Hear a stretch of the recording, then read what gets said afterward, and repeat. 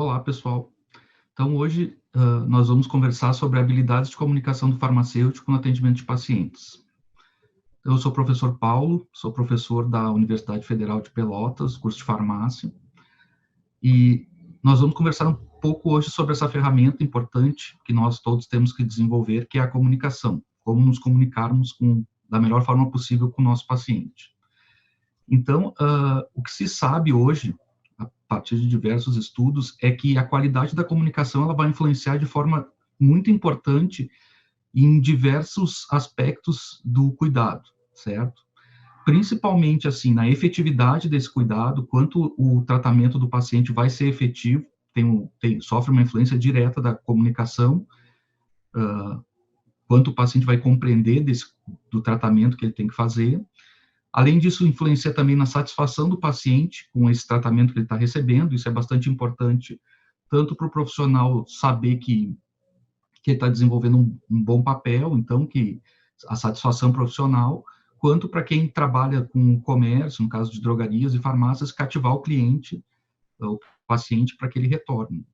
A questão da adesão ao tratamento também é bastante afetada pela comunicação. Se ela não for bem feita, há um grande risco de não adesão do paciente ao tratamento. E, hoje em dia, uma questão que está sendo bastante estudada e que tem cada vez mais importância, que é a segurança do paciente. Então, aqui entra uma questão não só do farmacêutico com o paciente, mas também do farmacêutico com outros profissionais, a comunicação do farmacêutico com outros profissionais de saúde, que vai ter um grande impacto na segurança do paciente para o tratamento ocorrer da forma mais segura e os medicamentos serem utilizados da forma mais correta possível. Certo? Então, a comunicação, especificamente na área da saúde, ela é definida pelo Center of Disease Control and Prevention como o estudo e o uso de estratégias de comunicação para informar e influenciar as decisões individuais e comunitárias que melhoram a saúde.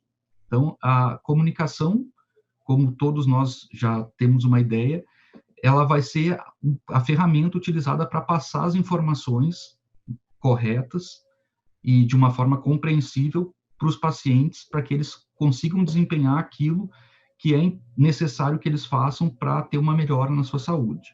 Então, vamos conversar sobre o processo de comunicação. Então, para vocês compreenderem como se dá esse processo da comunicação, eu vou trazer para vocês uma imagem que alguns já devem ter visto, e é uma imagem bastante utilizada para explicar o processo de comunicação, que são as etapas desse processo. Então, a comunicação ela começa com o emissor, que é a pessoa que vai começar esse processo, ele vai iniciar o diálogo, ou vai escrever uma carta, vai iniciar o processo de comunicação. Então, esse emissor ele vai utilizar um código, que no nosso caso aqui no Brasil, o mais utilizado, amplamente mais utilizado, é a língua portuguesa. Com isso ele vai gerar uma mensagem, então nós vamos criar uma mensagem utilizando a língua portuguesa, e nós vamos utilizar um canal para passar essa mensagem para outra pessoa. O que seria esse canal? Então, vou dar alguns exemplos. A gente pode ter um canal que é o ar, quando eu estou conversando com outra pessoa, então eu falo, expresso a minha voz, pelo ar, que é o canal, essa mensagem chega a outra pessoa e ela ouve a minha mensagem. Pode ser também um outro canal, uma carta. Eu escrevo na língua portuguesa, uma carta, envio para uma outra pessoa, ou um receituário, no caso do médico, ele vai fazer um receituário, que é o canal que ele vai estar usando para transmitir a mensagem para o paciente e para o farmacêutico, certo? A pessoa que recebe essa mensagem por esse canal, ela vai decodificar, então ela vai usar novamente a língua portuguesa para decodificar a mensagem e vai interpretar aquela mensagem, em alguns casos ela vai elaborar uma resposta usando o mesmo código normalmente e vai dar um feedback, que é a resposta para a pessoa que iniciou a conversa, o emissor. Tá? Esse é um esqueleto básico do processo de comunicação. O que acontece? Em cada uma desses pontos que eu falei para vocês do processo, eu posso ter problemas. E esses problemas eu vou chamar de ruídos ou de barreiras. Tá? Sempre que eu tiver um ruído ou uma barreira que atrapalhe essa comunicação, eu posso comprometer essa comunicação e gerar problema. E esses problemas, a gente sabe que na área da saúde, muitas vezes se refletem na saúde do paciente que está conversando com a gente, certo? Então, agora eu vou conversar um pouquinho com você sobre essas barreiras. Eu vou selecionar algumas, para não me alongar demais, então eu vou falar das mais comuns que a gente enfrenta no dia a dia da profissão, e vocês vão se identificar com algumas delas, eu tenho certeza, e quero que vocês vejam como essa questão das barreiras, que a gente acaba, na hora, no dia a dia, não relacionando muito, ela é bastante importante e dificulta bastante a comunicação. Então, normalmente, as barreiras que a gente enfrenta no dia a dia, existem outras, mas as que nós vamos tratar hoje são barreiras na mensagem, barreiras culturais, as barreiras de ambiente físico e as barreiras psicológicas, certo? Então, uma clássica aqui para vocês hoje é a barreira na mensagem. Tá? Quem é farmacêutico, trabalha em drogaria, com certeza, eu já trabalhei alguns anos em drogaria, diversas vezes eu me deparei com uma situação como essa. Então, a gente recebe uma mensagem do médico, que é um receituário, só que muitas vezes, apesar dele ter utilizado a língua portuguesa, ou a gente espera que sim, né, às vezes, porque, como a gente pode ver aqui, é difícil de decifrar o que está escrito. Então, essa barreira gerada pela mensagem dificulta, às vezes, muitas vezes, como é o caso aqui, impossibilita o encaminhamento correto dessa mensagem. Tá? Nesse caso aqui, seria difícil até compreender o que estaria escrito e dar seguimento no atendimento desse paciente. É um caso grave, óbvio, o paciente provavelmente vai ter dificuldade para conseguir seu medicamento, mas a gente tem casos ainda mais complicados, em que ocorre dificuldade na leitura e na tentativa de interpretar essa mensagem farmacêutico. Ele pode identificar o medicamento errado e fazer uma dispensação errada para o paciente. Então, esse é um caso clássico que acontece, como eu falei, várias vezes, e de barreira de mensagem, e que traz bastante risco para a saúde do paciente. O outro tipo de barreira que o farmacêutico identifica e tem que saber contornar durante o processo de atendimento dos pacientes são as barreiras culturais, certo? Aqui a gente tem uma série de situações que podem se enquadrar dentro das barreiras culturais. Eu dei o exemplo do chá aqui, que é o uso, querendo simbolizar aqui o uso de fitoterapia. Não estou falando aqui da fitoterapia bem empregada, e essa todos nós sabemos que funciona muito bem, mas o uso de indicação por leigos, né? E muitas vezes os pacientes, eles têm uma cultura de utilizar determinadas plantas de forma errada, por uma indicação que ela, na verdade, não tem. E isso é uma barreira que dificulta, às vezes, a adesão do paciente ao tratamento recomendado pelo médico. Então, o farmacêutico, ele tem que conseguir negociar, por meio da comunicação, uma forma de superar essa barreira para que o paciente tenha adesão ao tratamento que foi prescrito pelo médico. Uma coisa que a gente nunca deve fazer quando a gente está trabalhando com essas barreiras é tentar ir de encontro a elas, certo? A gente não deve brigar com o paciente em função da barreira. Nós temos que tentar negociar alternativas. O paciente usa um determinado chá porque ele acredita que é bom para a pressão, e o médico prescreveu um medicamento para a pressão, para controlar a pressão do paciente. E o paciente diz que não vai tomar porque ele já toma o chá. Então, tentar negociar, dizer, quer continuar tomando chá, desde que o chá não seja um chá que tu identifique que causa problema para esse paciente. Tentar negociar, não, mas quem sabe, então, tu soma o tratamento que o médico prescreveu, que eu tenho certeza que vai ser bastante importante para ti, junto com o chá, usar esse tratamento. Então, tentar fazer alternativas para contornar. Essas barreiras culturais, elas são muito difíceis, às vezes, e é um caminho que muitas vezes dá errado, tentar quebrar essa barreira, indo de encontro às crenças do paciente. A gente tem também as crenças religiosas, que às vezes podem interferir, e eu posso dar um exemplo para vocês de que eu tive já. Eu trabalhei muitos anos no atendimento de pacientes, no trabalho voluntário no Hospital de Clínicas de Porto Alegre, e eu atendi uma paciente uma vez que me disse que não tomava o comprimido que ela deveria tomar, que o médico prescreveu, porque o comprimido era vermelho, e porque vermelho era a cor do diabo, então ele não podia fazer bem. E então, assim, mais uma vez, a questão do diálogo, de tentar entender o que o paciente está passando, por que ele tem essa barreira para o tratamento dele, e tentar contornar isso de alguma forma para que ela possa fazer o tratamento e ter sucesso na terapia. As barreiras educacionais também são bastante importantes de serem superadas. Então, assim, aqui entra uma questão muito importante, tá, gente? A gente não pode confundir conhecimento acadêmico com capacidade de inteligência, certo? Existem muitos pacientes que são muito inteligentes, mas por questões da vida não tiveram a oportunidade de estudar. E então, uma coisa que a gente nunca deve fazer é menosprezar a inteligência dos pacientes. E também, um outro grande problema que a gente tem é, às vezes, uma pessoa que a gente identifica com menos conhecimento, a gente já supor que ela não vai conseguir fazer o tratamento. Isso é completamente errado, tá?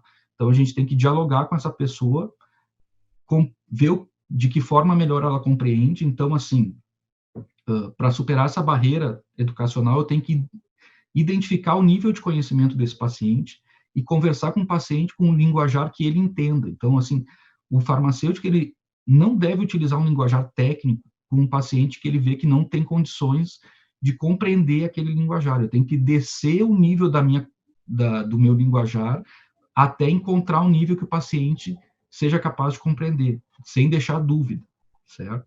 Para que essa comunicação seja efetiva.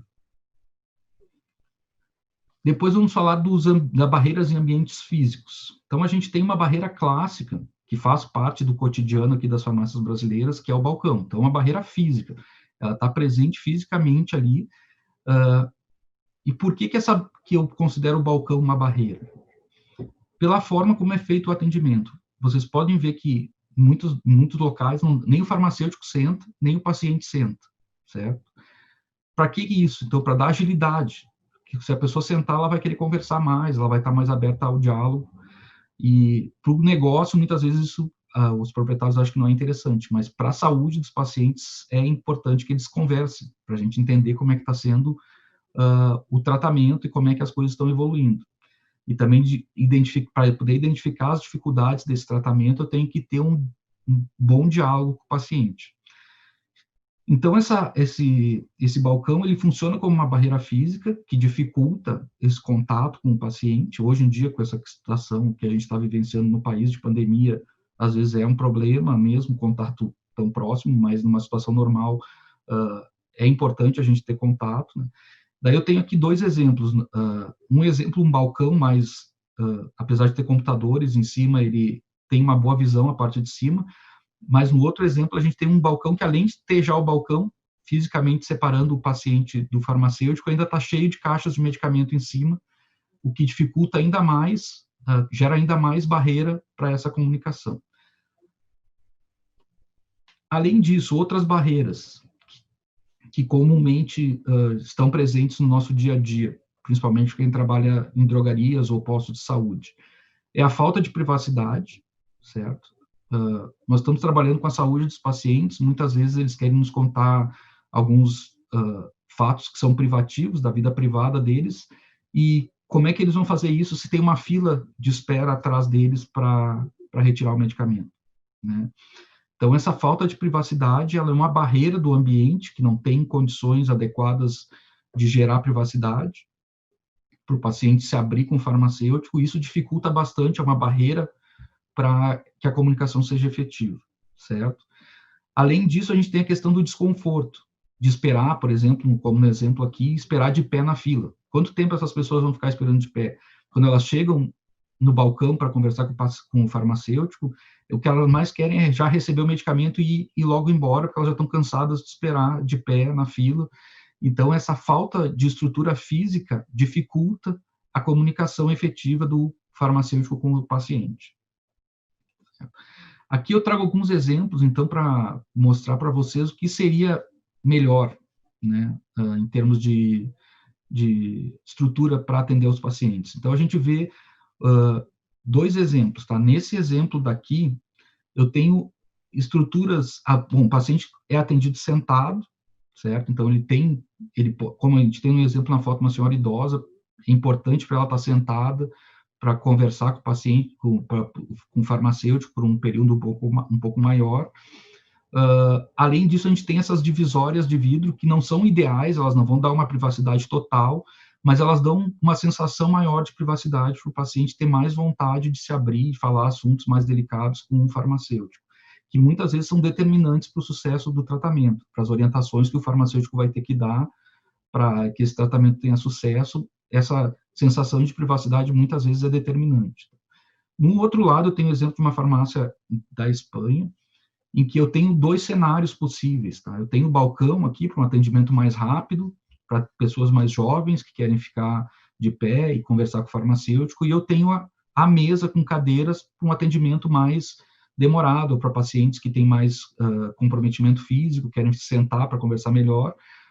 Então, eu tenho esses 2 cenários, e vocês vejam que essa cadeira, ela está num canto, essa mesa, ela está num canto da farmácia, o que a gente também chama na parte da comunicação de um ponto frio, que é um ponto na farmácia onde a gente não tem muita atração de olhares para aquele local, a pessoa se sente melhor, porque as pessoas vão para os outros locais da farmácia para serem atendidas, e a pessoa que está ali, ela não está no centro da atenção. Como naquele exemplo anterior que eu dei para vocês, todo mundo que está na fila está olhando a pessoa que está sendo atendida, né? E isso gera já mais um desconforto, e também a questão da fila, a pessoa está sendo pressionada por quem está atrás, mesmo que as pessoas não falem nada, ela sabe que as outras estão esperando. Então, isso gera muito desconforto, que essas situações de deixar o paciente sentado, colocar num local mais isolado da farmácia, ajudam bastante para o atendimento ser mais tranquilo. Então, as barreiras psicológicas, gente. Então, esse é um outro tipo de barreira bastante comum, que a gente identifica no nosso trabalho diário. Aqui a gente vai ter uma série de situações que entram nessa classificação de barreira psicológica. Eu vou falar de alguns deles. Tá? Então, o primeiro é o estado de espírito. A gente sabe que o estado de espírito das pessoas, ela vai influenciar muito na qualidade da comunicação. Então, um paciente que está com pressa, um paciente que está irritado, ele vai ser um paciente mais difícil de se comunicar. Então, o farmacêutico ele tem que conseguir identificar isso e buscar estratégias para vencer essa barreira da irritação do paciente, da pressa do paciente. Então, saber quando eu posso alongar uma conversa e quando eu tenho que ser mais breve. Saber o que eu posso perguntar e ter um tato para saber o que eu posso perguntar, quando não é hora de perguntar. Depois eu tenho outro tipo de barreira que é a comportamental. Então, a questão dos comportamentos dos pacientes. Paciente que tem um comportamento mais ansioso, dificulta a comunicação efetiva. Muitas vezes esse paciente ele tem uma questão de encurtar a conversa, ele não quer muito ter papo com o farmacêutico, e isso às vezes gera um pouco de irritação no paciente quando tu tenta conversar mais, e também gera um desconforto no próprio farmacêutico, porque ele notar que não está conseguindo extrair algumas informações que ele precisa desse paciente. Tá? Questão da autossuficiência, isso funciona tanto para o paciente quanto para o farmacêutico. O paciente que é autossuficiente acha que sabe tudo, que não precisa de nenhum tipo de informação. Às vezes não, sempre é importante a gente identificar o que ele realmente sabe, o que ele precisa ser educado, porque muitas vezes ele pensa que sabe fazer o tratamento corretamente, mas não sabe.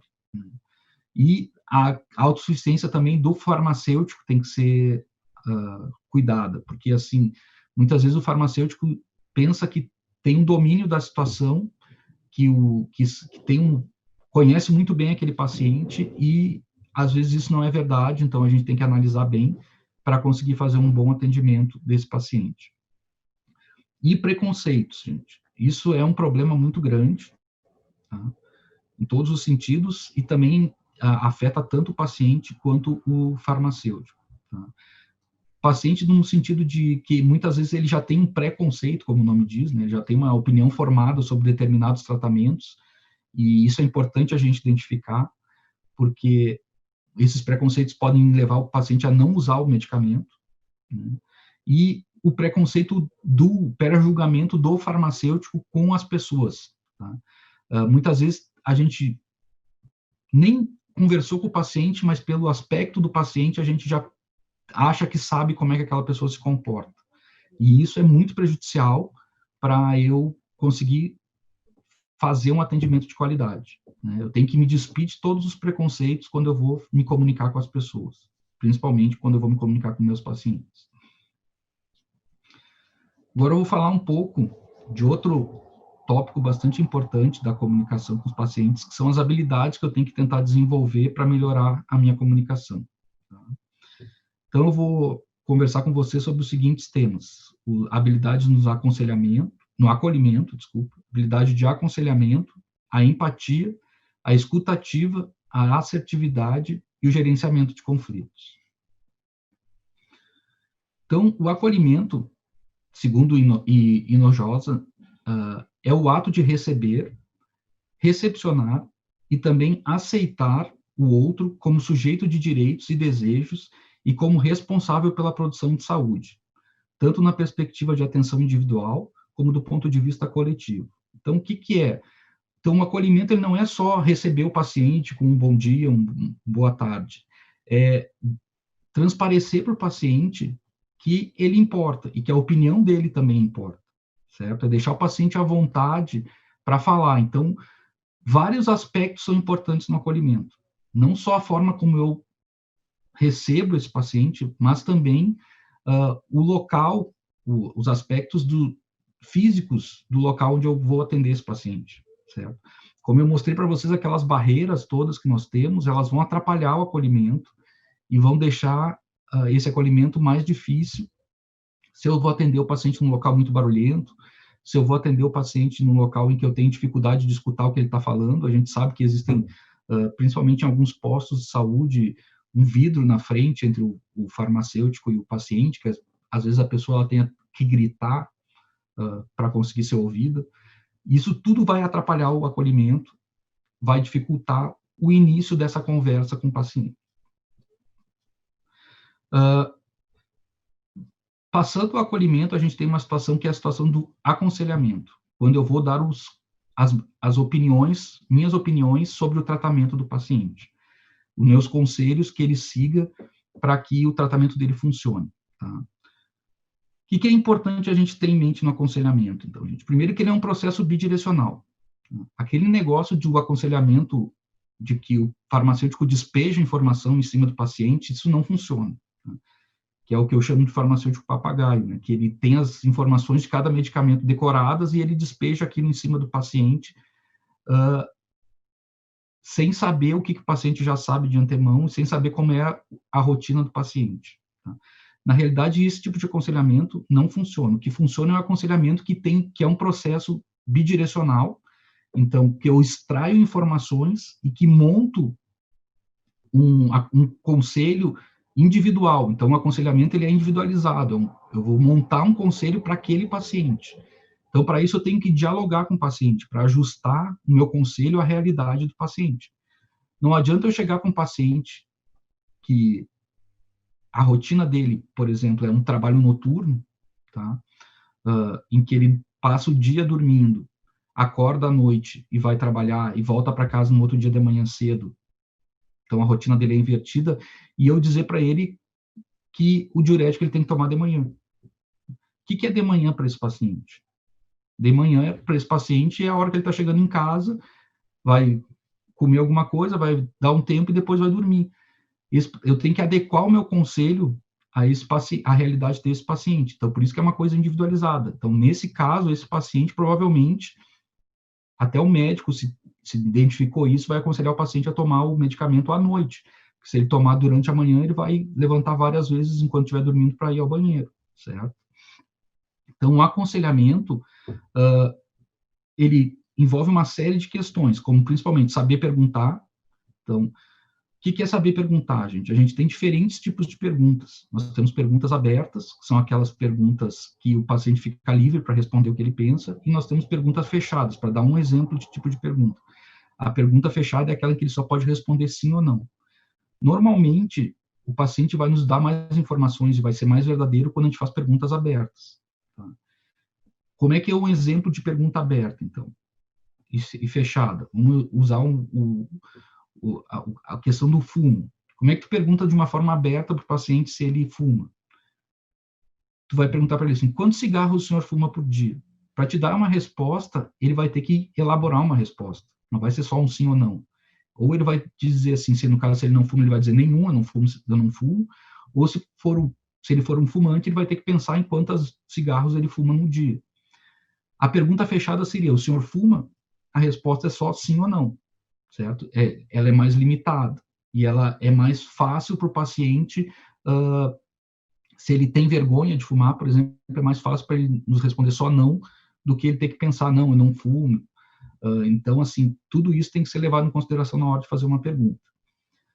Depois, ter empatia, que nós vamos ver mais adiante um pouco melhor essa questão. Fundamental ter respeito pelo paciente, né?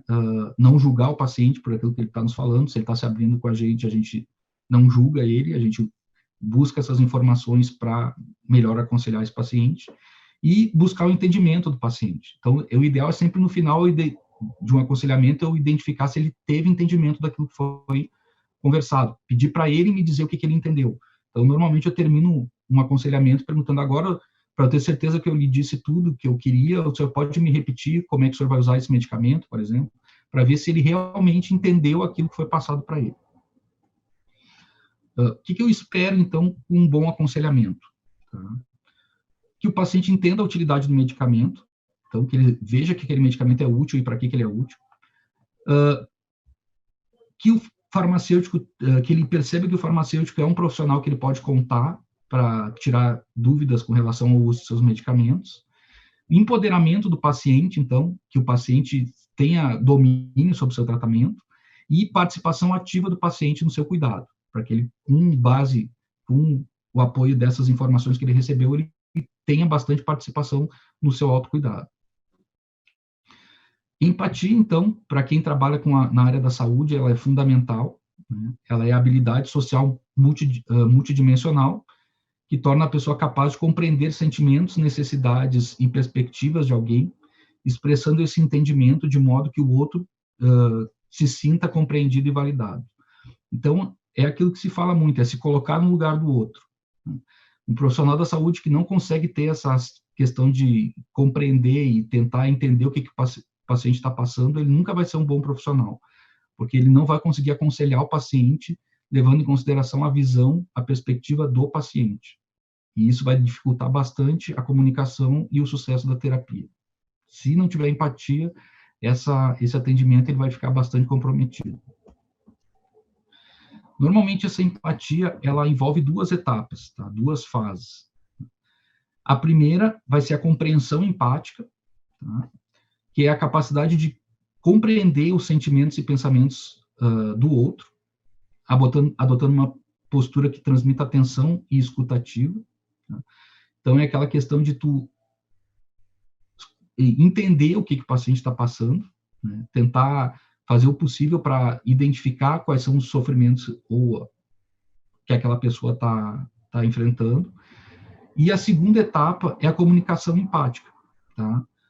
Que é quando eu vou verbalizar ou através do gestual, eu vou transmitir para essa pessoa que eu compreendi aquilo, tá? E que eu estou ali para ajudar ela, vou dar uma percepção do estado emocional, que eu entendi o estado emocional, dar uma percepção do quanto eu entendi o estado emocional dessa pessoa.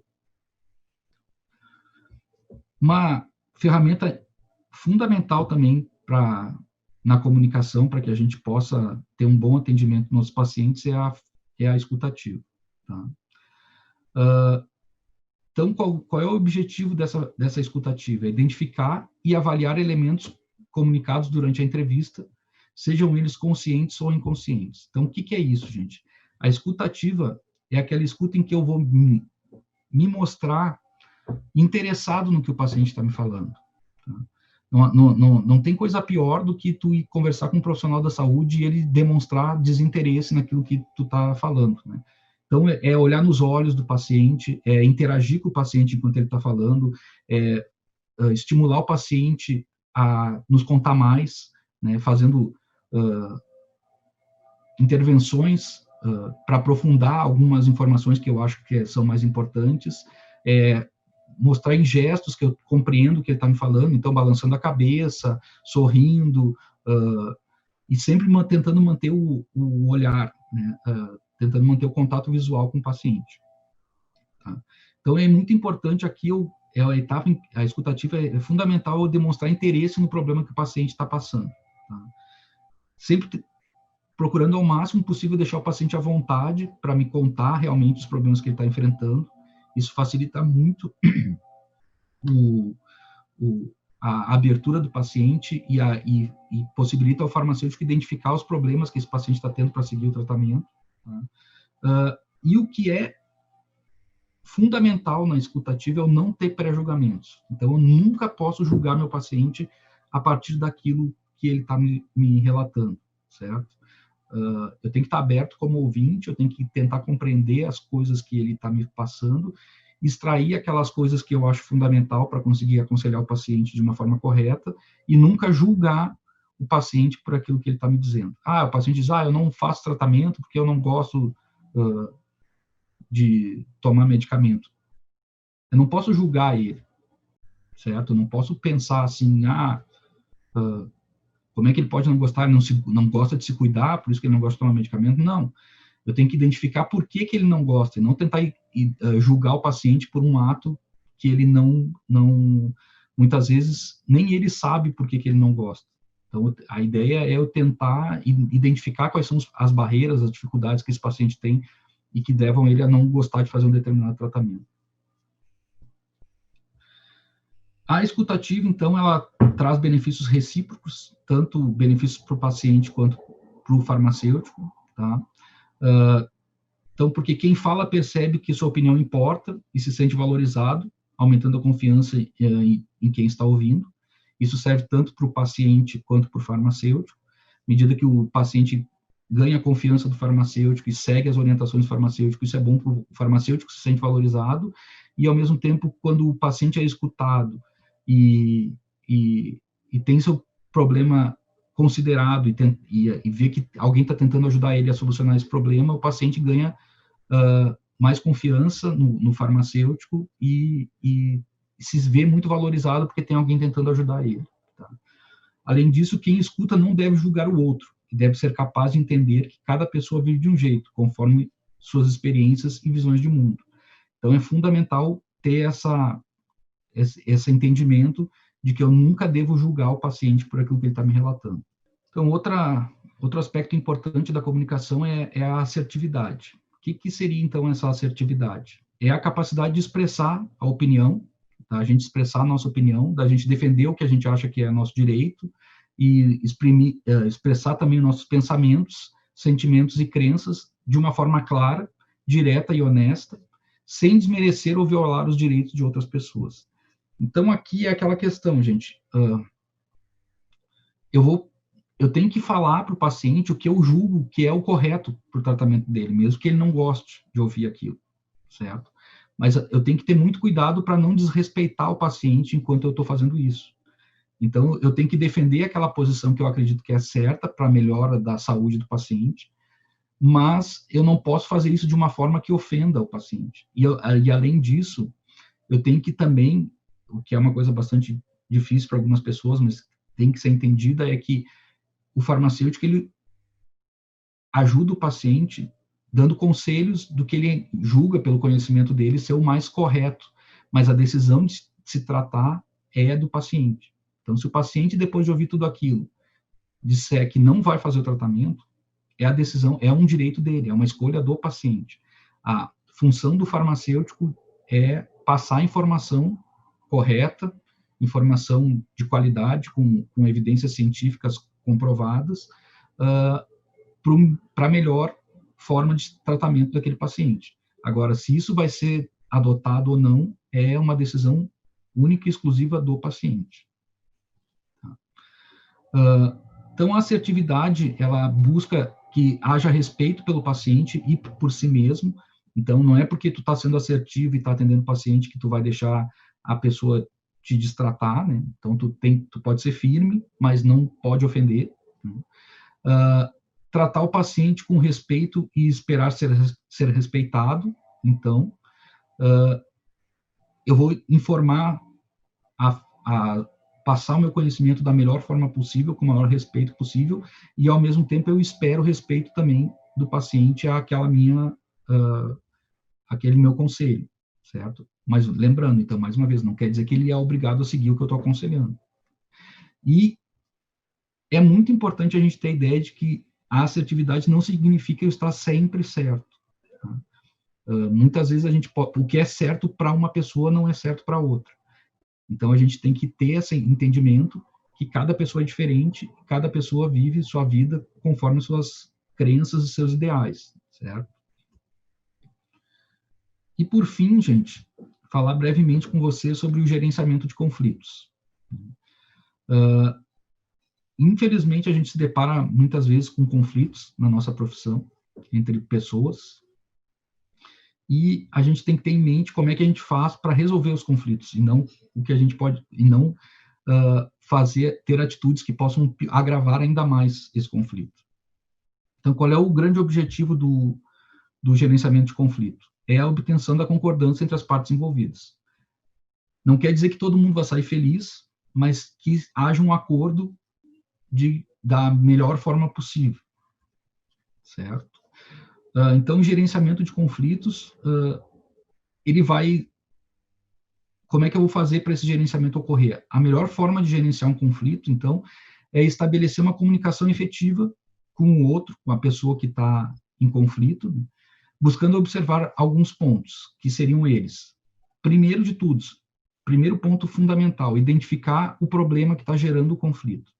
Muitas vezes a gente acaba presenciando um conflito ou faz parte de algum conflito e a gente não consegue nem identificar qual é a causa primária daquele conflito. Então, a primeira coisa que a gente tem que tentar identificar para conseguir gerenciar o conflito é o que está causando todo aquele desentendimento. Tá?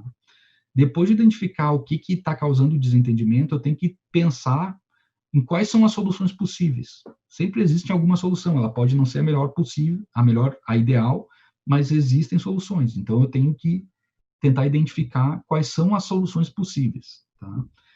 E, muitas vezes, expondo as soluções possíveis, tentar chegar a um acordo de qual delas é a melhor solução. Lembrando que a verdade para mim, muitas vezes, não é verdade para os outros. Então, não adianta eu pensar numa solução, para mim a melhor solução é essa. Não, é o acordo de qual é a melhor solução possível. Tá?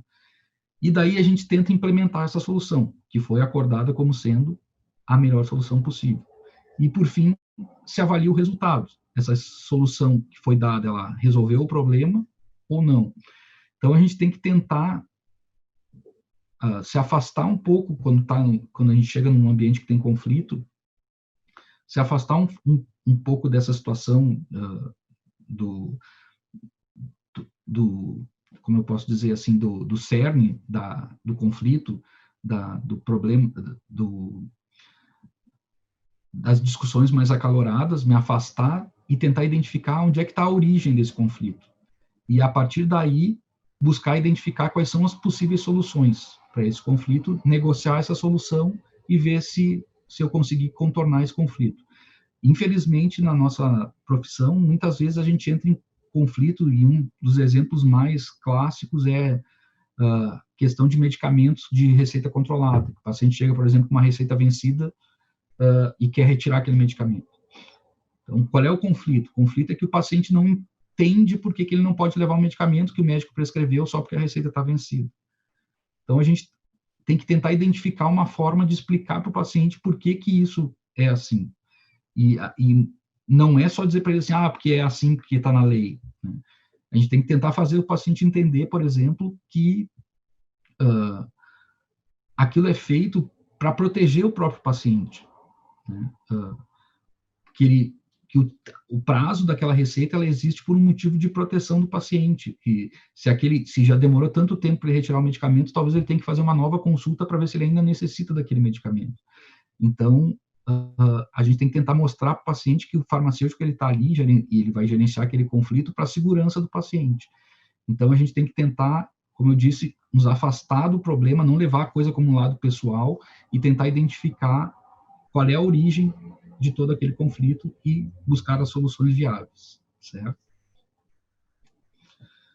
Bom, pessoal, isso então é uma breve explanação sobre as questões das comunicações, das habilidades que a comunicação de comunicação que o farmacêutico deve desenvolver.